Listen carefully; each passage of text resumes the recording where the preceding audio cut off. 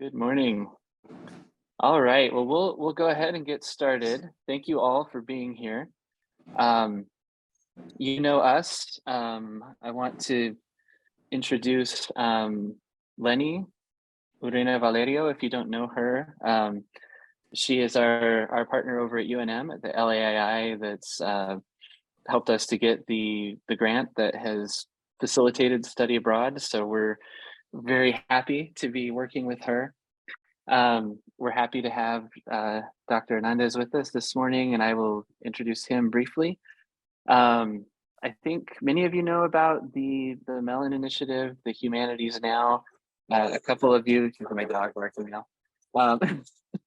Sorry about that. A couple of you have been involved with the Summer Academy and those kinds of things.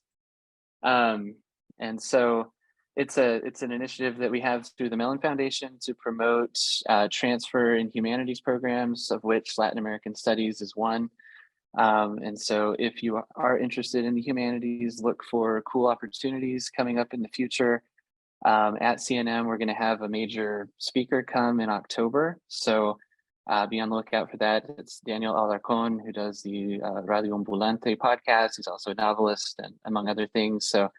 So he's relevant to Latin American studies as well as other humanities disciplines. And I'll turn a minute over to Jessica right now to talk about Latin American studies. Hi, everybody. It's good to see your faces and your names. I hope you're all doing well and getting ready and all that. But not to focus on that, let us know if you have questions. We're here for you. But just some of you already know this. You've taken Latin American Studies courses, but we do offer Latin American Studies classes and a Latin American Studies degree at CNM. Study abroad, you all signed up for a liberal arts course, but really this was sort of study abroad was kind of born out of Latin American studies. And then of course we want to open it to other disciplines. So that's why we're calling it liberal arts, but it really is, it began with Latin American studies. So that's kind of cool. So just know that if you haven't heard of the program, there's an intro class, which I know Michael has taken. We have a great film class that's offered online, Latin American film, which is really fantastic. And then some special topics classes, and then classes like Ancient Mesoamerica. Some of you know, Mike, you know about that class, classes that aren't Latin American studies, but they complement Latin American studies and they count towards the degree because they focus on that region. So just know that that's out there if you're interested. I know there's a variety of majors, some anthropology and history, but no Latin American studies courses are available, and the degree is available too.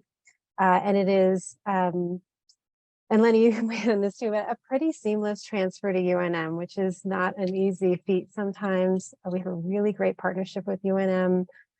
This whole program was born out of that. A lot of support, a lot of communications. So that's pretty great if you're thinking about it. The move to UNM is really seamless, but also there's just a lot of support over there. So yeah, keep that in mind. And I think that's about it. I pitch study abroad in this last part, but I don't need to do that because you're all going. Yay.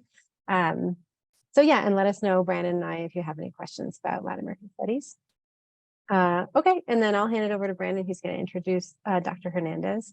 And thank you guys for being here. We're glad to see you. All right, so with no further ado, I want to introduce my friend and colleague, Dr. Andy Hernández. He's a professor of history at Western New Mexico University.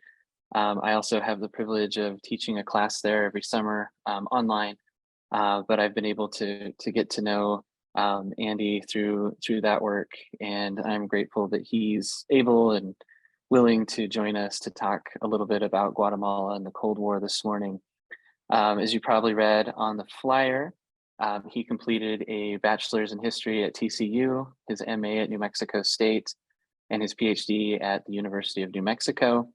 And among his publications are articles on the attempts to build an interoceanic canal across Nicaragua and a survey of violence in South Texas relating to the Mexican Revolution and the Plan de San Diego. So with that, I will turn the time over to you, Andy. Thank you very much for the introduction. I'm sorry. Go ahead. No, with questions, I'm sorry. Do we want to do questions at the end? I forgot to mention that. that work? Usually we do questions at the end, but this is a small group. I will leave it to everybody's discretion. Honestly, the events are kind of complex, so if somebody needs to Yeah. jump in, please do. But Okay. otherwise, we can do both. We could do a combination. Yeah, I need those little hand wavy icon. You can use that. But certainly if you have questions, you can also type them in the chat if you'd rather type them in. I'm happy to read them for you, or you can ask them yourself. But yeah, as Dr. Hernandez said, Dr. Andy. Andy, please, it's fine. Andy, okay. Feel free to ask as we go or wait until the end. Either is fine. Okay. Thank you. And I appreciate the opportunity to talk. So Brandon, thank you for the invitation. I will begin my remarks by saying two things. The first of all, I am so delighted and frankly a bit jealous that all of you are taking off for Antigua. You are going to a beautiful place, and I hope that it is both enjoyable and educational for all of you. The second thing I will say is I will apologize in advance because my talk is about really dark stuff. And Guatemala is a beautiful country. The people are kind, resilient, very gracious. And so perhaps if anything, my talk will illuminate the amount of suffering in that country and the fact that they can still be this resilient and this gracious, even in the face of that legacy. So I will start off now. I have a very brief overview for you, and I'm hoping, first of all, you can see my slides on the shared screen, and if not, perfect. Okay, so I've got a nice colonial map here for you. Historians, we love our maps. So this one is a Dutch map that dates back to the 17th century. I'm going to send a copy of these slides to Dr. Morgan when we're done here, and also one PDF file in case any of you are interested in looking further. And of course, I've included hyperlinks whenever I can so that you can see a bit more about the sources that I've used. But we have here a map of early Guatemala and of course, Antigua as well. And just a quick overview for you. I mean, Guatemala, there's been a human presence in that country since at least 15 to 18,000 BCE, probably much earlier. The Mayan civilization itself, the pre-classic period, goes back to perhaps 3000 BCE. The Spanish period begins after the conquest of Mexico, shortly thereafter, with one of Cortez's lieutenants being one of the key leaders of the conquest, along with his brother. And a bit about Antigua itself. Guatemala, you're going to see this incredibly gorgeous volcano in the background when you're there. It is still active, as are many of the volcanoes in Central America. The site of Antigua has moved a few times over the course of time. The first was due to a Cachiquel uprising. So the Mayans didn't appreciate having the capital of Guatemala, of the Captaincy General of the colony, put on top of one of their capitals. And so they rebelled and burned it down. The second site of Antigua was destroyed by earthquake and flooding. The third site was built in the mid-16th century, and itself, quite a bit of it was destroyed in earthquakes. And it's after this that the capital is moved to the present-day Guatemala City. Now, of course, on that subject of resiliency, some of the people of the area still stay at the site, and they remain and they rebuild Antigua. So you're going to see, sites that date back to the 18th century, and you might even see a bit that date back further than that, nested within. A very quick historical overview. Guatemala itself was the center of a united Central America. This province was part of Mexico with its independence in 1821. They separated in 1823 and they remained united until 1838. It's after that point that Central America fragments into the countries that we have today, principally El Salvador, Honduras, Nicaragua, and Costa Rica. Note that I did not include Panama and Belize there. Guatemala still does not recognize Belize as a sovereign country. They're still irritated that the British claimed that part, named it their colony of British Honduras, and that's now the basis for the nation of Belize. There's not an active, please don't think there's an active war or anything like that. There's more of an ongoing political dispute over boundaries. And of course, Panama, that was independent from Colombia with a push from the United States. But what you see in a lot of Central America during the 19th century is political instability, and Guatemala was no exception. And the other thing we see is that private multinational companies take root and exert considerable influence. And really the key player here, not just in Guatemala, but in other countries, was the United Fruit Company. And the United Fruit Company was also the largest landholder. To give you just one example, and this is just before the major events of the Cold War, the United Fruit Company was granted 500,000 acres of public land. And you sort of see some of the abuses that generated so much resentment and poverty. UFC had a modest expectation that they had to build a port in return for this land, and that requirement got waived. They got enormous tax breaks. They were able to seize other peasant lands, creating further problems of landlessness. Peasant lands were taken. All of these were put for banana plantations. And another major problem that contributes to poverty is that, bananas are great. Most people enjoy them, right? But bananas are not a fundamental source of nutrition for people. A lot of this is export-based economy and not actually staple crops to support the population. And so, in a country that's blessed with so much arable land that can be put to productive use, there's very little actually put into the crops that provide day-to-day food for people. So this is the situation leading up into the mid-20th century and the Cold War. And this is also the period where the United States began a series of major interventions. And you might think that this is distant history, but I'm going to show you how all of this continues to reverberate to today. The process of breaking Guatemala by intervention and then continuing that intervention over the course of several decades down to the present. And essentially what you have is a reformist government that is led by Juan Jose Arevalo, who was elected president. And Arevalo was inspired by FDR and the New Deal. So he essentially put US policies into place in Guatemala as a series of reforms, among which was the creation of the Ministry of Labor, and that was to oversee relations. His predecessors had been very supportive of UFC's efforts to make labor as cheap as possible. One thing that's common in Latin America is what's called an anti-vagrancy law. And that's a law that effectively sentences landless people to hard labor on plantations. In this particular case, the United Fruit Company's banana plantations. Arevalo was quick to reverse that trend as well. And Arevalo, there is enormous amount of instability caused by business interests and by UFC supporters. Arevalo survives 25 coup attempts while he is in power, and he's only in power for a couple of years. So this is a remarkable amount of resistance to an otherwise very popular president. The majority of the people of Guatemala strongly supported him because of the types of reforms he was putting in place that would benefit them. Arevalo does survive, though.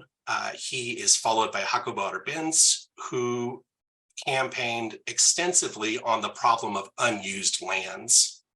And United Fruit Company, as the largest landholder, it's not just that they were growing cash crops for the export market, but they didn't even use all of the land that they held. The vast majority of it actually was unused. And some of that actually wasn't their fault. There was a banana blight that was destroying the crop during this period, so a substantial amount wasn't put to use.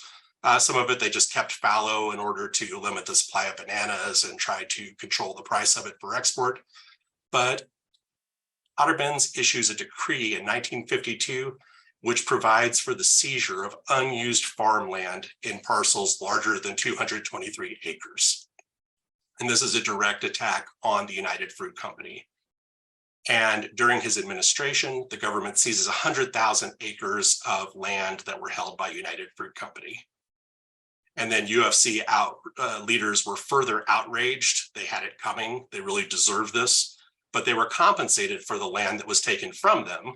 But the Arbenz government chose to compensate them based on the declared taxable value of the land. And UFC, part of the corporate greed here was that they had benefited from very generous tax breaks, but they also devalued the value of their land by declaring it the value very low for tax purposes. And so Arbenz says, fine, we're going to compensate you based on the tax assessed value of your land, which was almost nothing compared to the actual value of the land. And UFC was irritated by that. Another thing that Arbenz did that caught the attention of the United States and some of the Western powers is that they legalized the Communist Party. Now, Arbenz did not include communists in any major position, but some American Cold Warriors were very concerned about the possibility of communist influence, and this is ultimately what was the basis for US intervention. Now, Abrams himself was not a communist, and the fears were exaggerated, and you're going to see this a lot during the Cold War. But one notable quote that I've included here was the US ambassador to Guatemala, who said that if Abrams is not a communist, he'll do. He's close enough for what we want to do. And what they wanted to do was to intervene. Now, the Central Intelligence Agency was relatively new, but they had just succeeded almost by accident the year before in overthrowing the nationalistic government of Iran.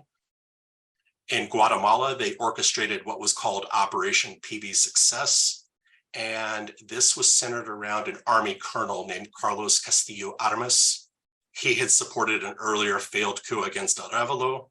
He had nearly 500 supporters who were trained in Honduras, El Salvador, and Nicaragua, and he was able to garner US support in order to launch a coup against the Abrams government. Now, they lost most of their engagements. Really, in fact, they only won one major engagement against the Abrams government. The army itself as a whole remained loyal to the government, but the US was also very adept, in the CIA in particular, in psychological operations. And this is where the Abrams government was ultimately undermined. Part of this was that the US provided aircraft to be used not just for bombing strikes, but also to drop psychological warfare pamphlets.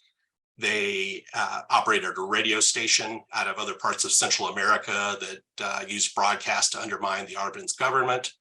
They also instituted an illegal blockade of ports. The US Navy searched and seized cargoes of ships leaving the country.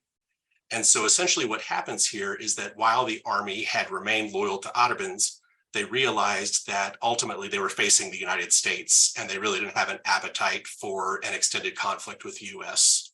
So the army withdraws its support for Abrams, and Abrams flees into Mexico. And shortly thereafter, Castillo Armas becomes the president of Guatemala. Now, one of the fundamental elements of this operation as well is that there were assassination plans drawn up to identify, target, and murder communist agitators in Guatemala. The US maintains that those plans were not carried out. But one thing that's especially striking here is that those plans bear a very strong resemblance to the targeting and assassination of indigenous leaders and guerrilla leaders throughout the Civil War that followed for the next 3 decades. And I know this is heavy material, and so I thought I would just share a little bit of what social media has to offer here, because this is probably the only light I can bring to this. Twitter used to be a great way to take a look at international news. It's kind of fallen apart in the last year or so because any one of you could claim to be me on Twitter, and good luck reaching out to my, 10 followers or so. But this also means that different people can agitate. They can identify themselves as Chiquita Bananas, which is the successor, the heir of United Fruit Company. So after Chiquita Bananas was accused of contributing to unrest in Brazil, somebody claimed to be Chiquita and says, we just overthrew the Brazilian government. Then a different account opens, also claiming to be Chiquita, and they say, oh, that's completely wrong. We haven't overthrown a government since 1954, haha, Guatemala. Then, of course, the readers have to add the context. Neither one of these is really Chiquita Bananas, and it doesn't matter because there's actually a bit of truth here, because they were involved both in unrest in Brazil and in Guatemala, and really even in other countries. Now we get past that, unfortunately, we go on to decades of civil war. This is a very dark period for Guatemala, because you have initially the war beginning with a group of junior military officers and enlisted men who try to overthrow the government of General Fuentes. Fuentes was one of Castillo Armas's successors.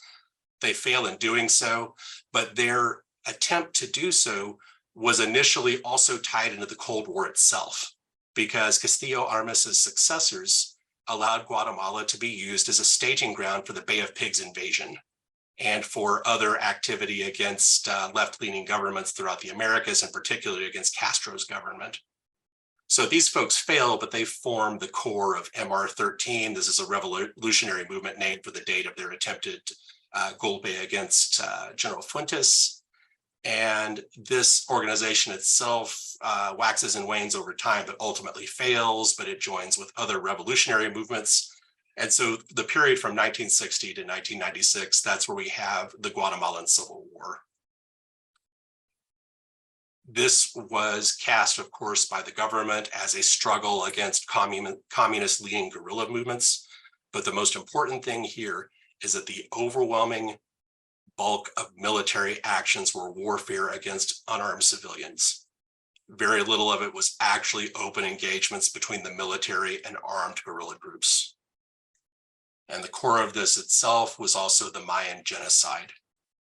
And even though large landholders controlled the majority of Guatemala, Mayans were in many ways seen as regressive. They retained dozens of their own native languages. They remained largely unincorporated, having retained quite a bit of their own identity despite centuries of conquest. They also still held on to portions of arable land, even though these were relatively small.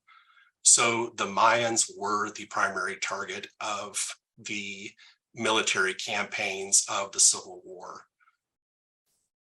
The core guerrilla groups had been nearly annihilated by 1971, but then the EGP, the Guerrilla Army of the Poor, organized, and they operated in northern Guatemala. And it's northern Guatemala that comprises the major areas of modern-day Mayan populations. And so Guatemalan military planners decided that since the EGP was operating in the north, they had to have the support of the Mayans. And so taking a page from US warfare in Vietnam and really even in other places, the United States and the Guatemalan military, many of whom were trained by the United States, concluded that they needed to cut the support of Mayan peoples using both the military and paramilitary death squads. One of the things that made their work so easy is that it was also during this period that small farmers began to form cooperatives to organize for better wages and working conditions and to try to hold on to their land. And these cooperatives operated openly and, of course, legally under Guatemalan law. But that means that they're easy prey for the intelligence apparatus of the Guatemalan army. Basically, they could be identified, they could be targeted, and they could be assassinated. And by the mid-1970s, these campaigns begin to be carried out. And of course, then they are targeting principally Mayan leaders, sometimes with outright assassinations. But one of the key terror tactics of the Cold War in Latin America was disappearances. People would be abducted in broad daylight in public, and they would never be seen again. Primarily, they were taken to probably what we would call a black site today. They were tortured and then they were killed and buried in unmarked graves or dropped into the ocean or what have you. But this was, of course, a terror tactic against their own families, because the families would, in many cases, you would essentially understand that they were dead, but you would never actually know. And of course, you would never have the solace of a burial to go along with it. And this was also the period of liberation theology. And liberation theology was famous for pointing to the parts of the Bible that favor the poor. And liberation theologians specifically use language that Christianity and Jesus had a preferential option for the poor. And if you're a business leader or a member of the army in Guatemala, this sounds like communism to you. And so the Catholic Church was also targeted. And it was seen as a supporter of the EGP. So over the next several years, the death squads and the army also targeted, identified, and murdered or disappeared hundreds of lay leaders in the Catholic Church and Catholic activists. And I hope I'm all but certain you are familiar now with the work of Rigoberta Menchú. This was the time period where her own father was tortured and disappeared. Her brother was tortured and disappeared. Her mother was raped, tortured, and disappeared, all by government forces. And notably, of course, she and her family were Quiche Mayans, kind of illustrating the fact that so much of this violence was carried out against indigenous peoples. And that violence reaches even worse heights under the administrations of two presidents. Keep noticing that the title for these men are also general. This is a period of ongoing military authoritarian government. And it's Generals Garcia and his successor, General Rios Montt, who were the key figures here. The military campaign against unarmed Mayans intensified further. By some estimates, you have more than 100 people per day murdered under the rule of Rios Montt, who himself wasn't in power for very long. And Rios Montt's presidency also brought a new element of culture war here, because Rios Montt himself was an evangelical Christian. He was converted by a Pentecostal group of missionaries who had come from Eureka, California. Rios Montt himself had been a preacher as well for this particular group. And his other major influence is that he was a graduate of the School of the Americas in Fort Benning, Georgia. So many of the worst of the human rights abusers of the Cold War in Latin America received their training at this school. The school has since been disbanded and renamed, but it had quite the reputation for producing some of the worst human rights abusers of the period. Now, this adds a new cultural element because Rios Montt essentially has a bit of a cancerous form of evangelical Christianity that is whose followers are taking some delight in targeting and murdering Catholic leaders and activists. And while Mayans themselves had resisted integration into Guatemalan society to varying degrees across the highlands, many Mayans had converted to Catholicism as well. And so this was another element of that civil war. Give you a sense of the numbers and of course the links to them here. The subsequent analysis of the Civil War showed that the army had destroyed more than 600 villages, 200,000 dead, another 1.5 million displaced. Quite a few of those had fled to the United States. That was actually part of the origin of the sanctuary movement along the US border in the 1970s and the 80s. Now, there was quite a bit of what we would think of now as both sidesism, where supporters for Guatemala's government maintained that quite a bit of the violence was carried out by guerrillas themselves.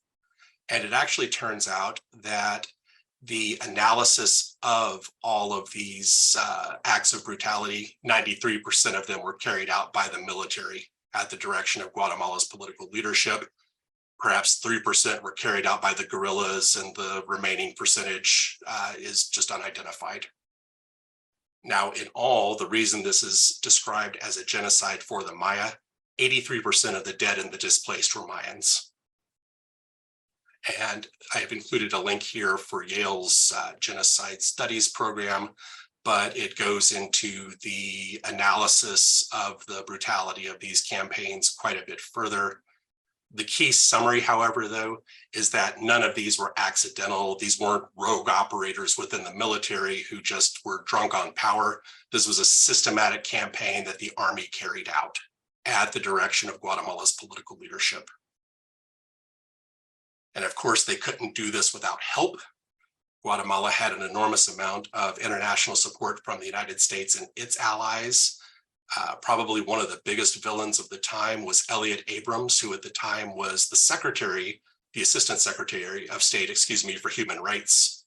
And Abrams had a reputation for appearing before US Congress when question of funding all of these military governments in Central America, and actually the Contras who are operating against the central government in Nicaragua. Abrams effectively minimized the significance of any of the news of massacres that was coming out at the time, and he was taken for his word. And of course, he minimized the abuses. He's most famous for taking attention away from the El Mozote massacre in El Salvador, which was a horrific act of violence that annihilated an entire village. And he minimized reports, of course, of genocide in Guatemala and human rights abuses in Argentina and in other areas. Now, it's not that he was a rogue operator himself. Abrams was also symptomatic of the views of the larger Reagan administration. And President Reagan himself was on the record saying that Rios Montt was getting a bum rap on human rights. It's a direct quote. along with a direct quote that he was a man of great personal integrity and commitment who was dedicated to improving the quality of life for all Guatemalans. Abrams was one of several officials who was later convicted for his role in the Iran-Contra affair. Abrams was subsequently pardoned by President Bush. And if you ever want to, if you have the stomach for it, you could take a look at how Abrams, John Negroponte, Poindexter, Oliver North, some of the other key operators of this period, some of the more famous Cold Warriors, they were able to find jobs just fine. Abrams was a key architect of US policy in the Middle East during the War on Terror. He returned as President Trump's envoy to Venezuela. And I want you to understand that this is also bipartisan because the Biden administration has actually announced that they're going to nominate Abrams for the US Advisory Commission on Public Diplomacy. So these are folks that just continue to crop up in the United States. But they're not alone because I want you to understand too that some of the same names still crop up in Guatemala. We'll get there in a moment. The major work that came forward in identifying the violence of the Civil War was the Commission for Historical Clarification. And this occurred at a time as the United Nations was helping to negotiate peace. Governments in the mid-1990s in Guatemala refused to even acknowledge that there had been atrocities during the Civil War, even though everybody who lived through them was aware of those events having happened in plain sight. And so the United Nations was key not only in brokering peace talks, but into making sure that the Commission for Historical Clarification was created, that it could be as unbiased as it was possible to be, and that it was able to produce accurate results. And it also had to operate under notable constraints because the Commission could not identify individual perpetrators by name. They could not say that Rios Montt was responsible for the annihilation of this village or this many Mayans or that kind of thing. They also could not call for prosecutions of any of the perpetrators. So the Commission did have quite a few shackles placed on it, but the data produced by the Commission was instrumental in the limited number of prosecutions that have taken place since then. Keep in mind, it's taken some time to get to this point, and only a few of the worst actors have actually been tried and convicted. The first successful prosecution of a military officer didn't come until 2009. Rios Montt himself was convicted for genocide in 2013, and that was all the more notable because this was the first time in the world that a former president had been tried within his own country and convicted.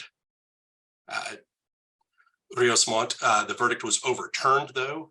He was scheduled to have a second trial, but he died in 2018 before that trial could be completed. The other major commission to come out during this period was the so-called Corruption Commission. This was the International Commission Against Impunity in Guatemala, the CICIG, and it operated for the better part of 12 years with the support of the United Nations, the United States, and the Guatemalan government.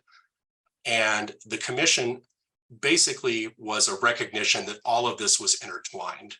There was the violence of the Civil War, but there was also the violence of drug trafficking. There was also the corruption of public officials and judges. There was also the corruption of the legislature. There were also the donations of big money interests and that kind of thing. And so the Corruption Commission was able to provide evidence for a large number of prosecutions of former presidents, Supreme Court justices, court justices, corrupt police officers, drug traffickers, and other sorts of related characters in Guatemala. And the commission also included that the entire system of electoral finance was illegal and corrupt. As much as we lament how easily money infiltrates American politics, in Guatemala to that point, donors didn't have to be disclosed, and illegal organizations could actually make donations to politicians. So drug traffickers could openly support a presidential candidate of their choice. Arms traffickers could, human traffickers could. There was no limit on who could donate to candidates.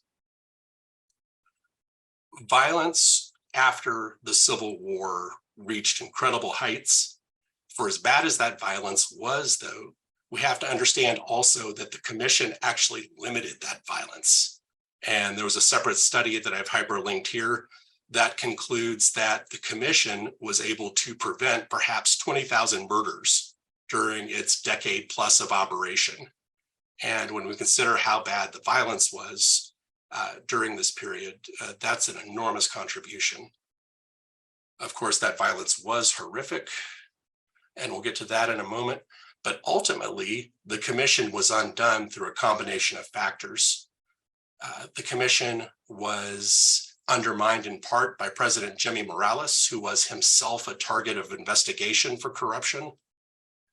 Senator Marco Rubio attempted to reduce funding of US contributions, believing that the commission itself was corrupt, or claiming that the commission itself was corrupt. And the Trump administration didn't especially care for the fact that the Corruption Commission had targeted a Russian exile, Igor Bitkov, who himself was identified as part of a scandal in forging travel papers and migration documents and that sort of thing in collusion with the immigration agency in Guatemala. So all of this worked to undermine the work of the commission, and ultimately the commission, its mandate was withdrawn and they were forced into exile. And the Corruption Commission actually includes a limited number of judges and prosecutors who are still trying to do their work from Washington, D.C. at the present. Of course, it's a bit harder to do that sort of work from quite a distance away in another country. Even with the work of the Corruption Commission, there were enormous problems of poverty and of violence. Guatemala had one of the highest murder rates in the world. You can see here the data for that, 45 per 100,000. We take a look at the violence in the United States and how overwhelming that can be sometimes, and that's a fraction, 7.8 per 100,000. So that gives you a sense of the scope of violence. What was even worse, though, is that the majority of the violent crimes were uninvestigated and unprosecuted. And of course, there's also a massive distribution of wealth that fundamentally favors the rich. The overwhelming majority of farms, 90% of the farms in the country, account for only 16% of farmable land. And the problems, even though United Fruit Company is no longer a presence and has long since been absorbed by other companies, we can see that the problem of export agriculture continues. Guatemala produces a lot of coffee, sugarcane, cotton, bananas. These are all crops that bring in money on the export market, but they don't feed people. So beans, corn, and that sort of thing get a very small percentage of the arable land in Guatemala. And also the United Nations concludes that 85% of Guatemalans live in poverty, and that 70% of those live in extreme poverty. This is a chart of migration over time. There is one pretty key limit to it because it stops in 2021, but I can at least walk you through the data here. And this is compiled by the UN Population Division. But from the time that the Corruption Commission was effectively disbanded, this is one of many events. We can see that the migration of Guatemalans out of the country had reached a low here, and then immediately goes back to one of its near historical highs in the wake of the resurgence of violence and corruption. There's a downtick here that actually is due to COVID. And if I were to trace the dots out, actually after that, there would be an increase again in 2021, 2022. But by 2023, the numbers have actually dropped again as far as migration out of Guatemala. There is some hope that anti-corruption officials might be able to retake power, but that remains to be seen. And so when you look at all of this in sum total, you might also wonder how Guatemalans see the United States. And there were a series of stories a couple of years ago that looked at the effect of Guatemalans who work in the United States and who send money back to their home country. And this is the photo of a cemetery at a village called Todos Santos, Cuchumatan. And this is in north central Guatemala. And perhaps one of the most notable things here is that you have cemetery markers that are replete with US flags. And this itself is a sign of just how significant remittances are from immigrants who work in the United States, sending money back to their families in Guatemala itself. And I suspect we've all been to cemeteries in the United States. You might see American flags, but you really just don't see the flags of other countries there. And here you have a proliferation of American flags in this one village. And this in itself isn't especially remarkable. This is just, I shouldn't say it's not unique. It is remarkable. It's not unique. But the amount of money that workers in other countries send back is substantially enhances the quality of life for those who have remained behind, especially when you consider that government investments in the indigenous parts of Guatemala amount to approximately half of what's spent in non-indigenous areas. And the quote that is the takeaway from the Al Jazeera article that I included here is that displaying the US flag is showing gratitude for the opportunities they have received, that this is an opportunity to substantially improve the quality of life for people in villages like Todos Santos. And of course, we're very conscious of the issue of migration into the United States. It continues to be a major political issue, and violence is obviously one of the drivers, but I want to remind everybody it's also not the only driver. And here's another sign of the writing on the wall and the shape of things to come. Since 2018, it's become increasingly difficult to grow corn in some of the highland parts of Guatemala. And this should be absolutely terrifying, because if you know anything about corn, or if not, I encourage you to read up on it. Corn was a marvel of engineering by ancient peoples, and it was specifically cultivated and designed for this part of the world through painstaking crossbreeding of what was essentially turning what was basically a grass into a highly nutritious staple crop. And now parts of the world that gave us corn are no longer able to grow it due to drying out of the areas, and in some cases, torrential downpours that are destroying crops. And what's all the more difficult is that US officials have actually been very progressive in developing programs to help local farmers grow new crops and to adapt to these climate changes. The problem is that the funding to those programs is subject to political whims. Depending on the administration, or even sometimes within the same administration, that funding will come and go. And so when farmers can't even make a living growing the land that their families have grown for generations, this is another driver of immigration. Now, a look here at events today. Quite a few of you were shaking your head when I was talking about Elliot Abrams and the Ronald Reagan legacy, but I want you to keep in mind that those are not the only names that keep showing up over time. Zuri Rios is the daughter of Rios Montt, and she has served in Guatemala's legislature and has in fact been a candidate for president as well. And Guatemala had a very important provision in its constitution that if you were the relative of a coup leader, you couldn't run for government. You couldn't be the president. That provision was unfortunately struck down.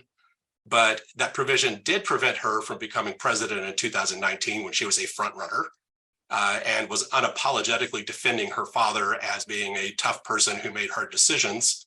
Her popularity has waned, though. She did try to run again in 2023, and she only gained 9% of the votes. So that was nice. That was important to see. And the two candidates that came out of the election, and remember here, when you're in the country, you may still see signs of the election because they actually have a 2-round process. And the two folks that have advanced to the next round after the elections earlier this summer are Sandra Torres and Bernardo Arevalo.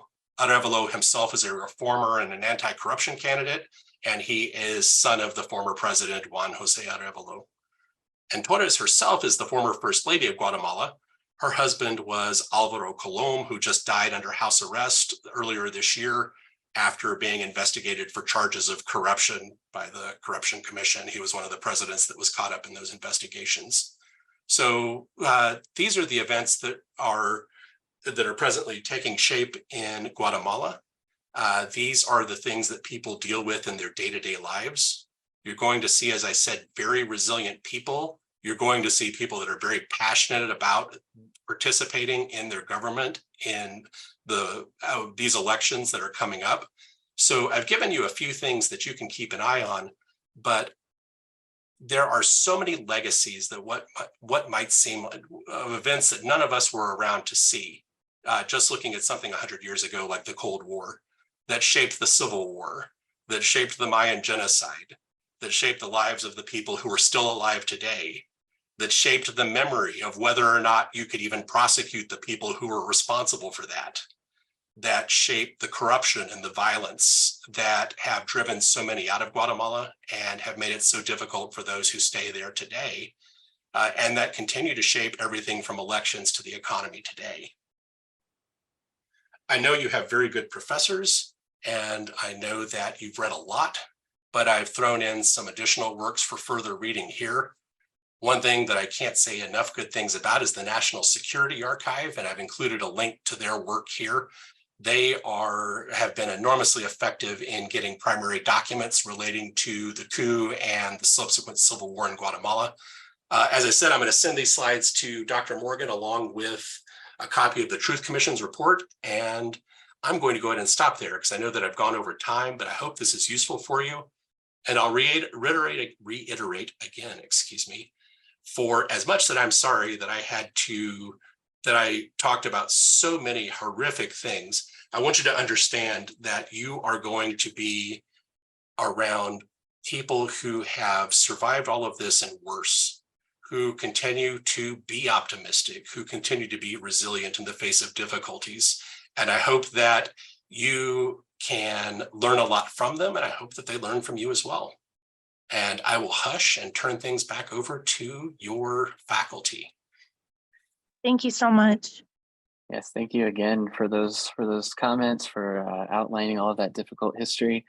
I was reading Prensa Libre this morning, and Arevalo and Torres Arevalos accused Torres's campaign of wrongdoing because she had a homophobic speech the other day that was labeling his party as such, using slurs and that sort of thing. And so the Electoral Commission has actually opened an investigation. And as I noted in the comments, we'll be there on the 20th when the runoff happens. So it's good to have a sense of some of the things that are going on. So I'll open this up to questions. As Jessica said, you can, there's something here in the chat. Do you want to ask your question, Michael, or do you want me to do it? I don't mind either way. I had a few. I don't know how much time we have. I can start with 2 and 3 because they're less related to Antigua, which I can ask you. I was wondering what the other means of, if you can hear me, I was wondering what the other means of American support for the anti-revolutionary groups during the Civil War period were beyond arms and training, or if that was just deemed as enough, and what the weight of that may have been during that period. And also the question number 3 regarding today, if you can help us understand whether the left and right political spectrum that we understand in the United States currently applies to Guatemala now, and if so, what's similar, what's different? Great. Thank you for the questions. I'll start with the question of support. There were so many elements of support. I can't understate the effect of weapons and training here, okay? But the U.S. also provided what Guatemalans would call pan. They provided the bread, development money. So money to pave roads, money to build schools, that sort of thing, that the government could then use to show that they were making progress on issues that people care about. And you could look at Nicaragua and see how the U.S. had basically interdicted all of that aid, and that they were getting limited aid from the Soviet Union and Cuba and from the Warsaw Pact countries. And it was a very clear message that all of these bounties of development and progress are coming because we support this government. And so, yes, and a piece of this does tie back to the psychological element of warfare, but I can't say enough about how staggering it was to see that foreign aid was going into that type of development. and that the message was that it's this government that allows you to receive this money. And of course, what people saw but weren't able to document as well was the amount of corruption that went to siphoning off those funds and putting them to their use. But there were still some tangible results that people could see. And the second piece of this, there is a bit of the left-right political spectrum, but probably the most important influence has been, especially say in the last 4 to 6 years, the shift away from institutions to personal relationships, because the Corruption Commission was an institution. It was a supported body that had the power to collect evidence. It didn't have the power to prosecute, but it gave that evidence to prosecutors. And so it essentially had a degree of independence. But the work of the Corruption Commission was undone by personal connections. It was the Trump interests in Bitkov's prosecution. It was Nikki Haley calling the ambassador to Guatemala on the carpet for supporting the Corruption Commission. It was Marco Rubio holding up the funding that went to the Corruption Commission in order to limit its work. And there's a religious element here too, because there are also still enormous missionary influences, especially among the evangelical churches in the United States who send missionaries to the various nations of Central America. And it's those personal connections as well that define the politics of the area. So you're gonna see a little bit of left-right. Dr. Morgan just mentioned, or excuse me, I'm sorry, I can't remember if it was Dr. Morgan or Dr. Craig. One of you just mentioned the accusations of homophobia in the presidential campaign. You're gonna see some of those culture war issues come up as well, but they're going to be tinged with more of those personal loyalties in the broader scope of things. And my first trip to Nicaragua, I'll never forget, and maybe you'll see this as well. I'm sitting there, my wife and I are sitting in the terminal. We're waiting to fly to San Salvador and then off to Managua. And there's a church mission group who's all ramped up to, I don't remember what they were going to do, but I don't know how this was possible in the 21st century. They did not have a word of Spanish among the 30 of them. I mean, like, nap. The color red. I mean, please think it. You may not, whether or not you know Spanish or not, you know some words. These folks knew nothing, and were asking us for help with just really mundane things. But they're emblematic of the type of influences that are still making their way into these countries. And so I hope that answered your question to some degree. And I'm honestly curious to see what all of you will observe yourselves while you are there. Very much. Thank you so much for your time. Of course, thank you. I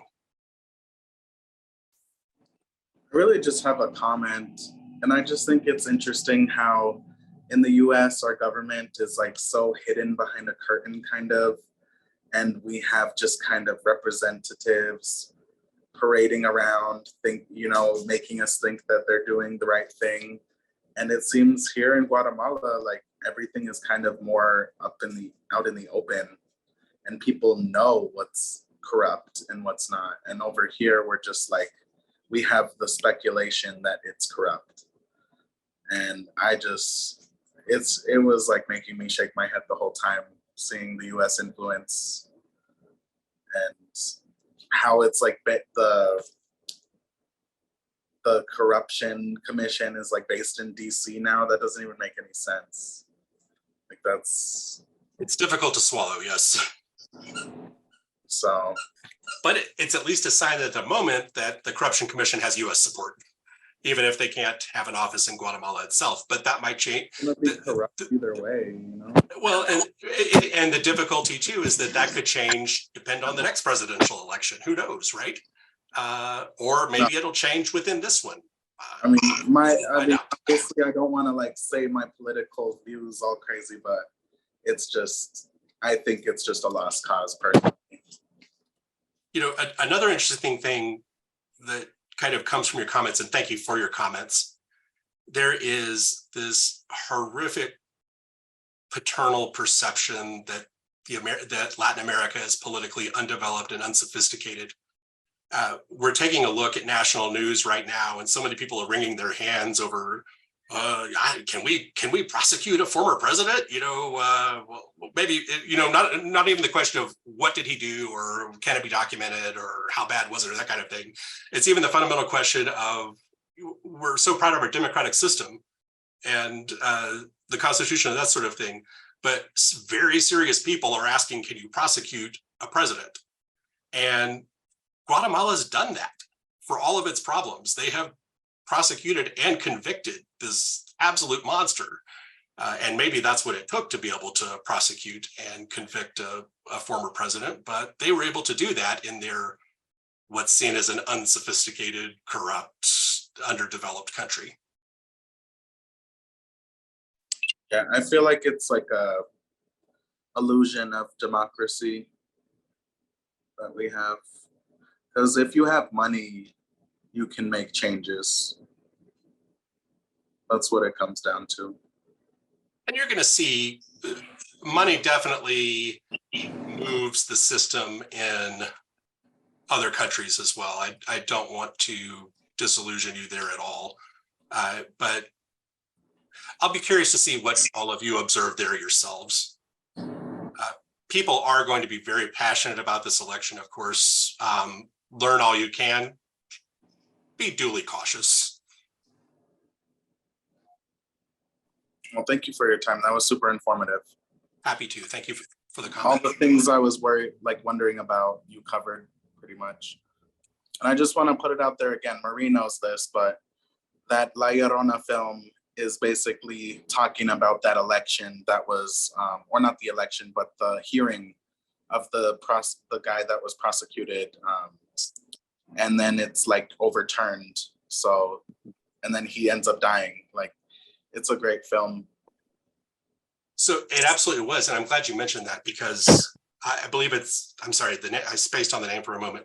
That film, and there's another one, I think it's When Mountains Tremble. I might have the title wrong, but it's based on the Civil War as well, if you haven't seen that one yet. I want to watch that too, yeah. All right, anybody else have some questions? Earlier, I think it was you, Jessica, but I'm not sure, but you were saying that even though the election is occurring while we're there, that they probably won't have the results of it until afterwards. Is that what you said? Andy, maybe you can weigh in on that a little more. That was an assumption on my part that it would, take some time to get those results in. What do you think? I think that it probably will. I could be surprised, but you'll also see quite a bit of last minute legal maneuvering over the casting of ballots and the counting of ballots as well. And I think that we've started to see in the US as well. You might want the immediate gratification of a result, but people who are serious about elections are very careful about counting those votes. So if I had to guess, I would say that you probably won't know the result, but that's my guess, and you never know. Yeah, we head back on the 22nd, so it'll be 2 days after voting that we're flying back. All right, well, I just want to thank everyone again. Thank you, Andy, for joining us. Thank you, Andy. Happy to. I will share the recording with Lenny for editing, and I'll keep a copy. And we look forward to seeing all of you on Monday morning at the airport.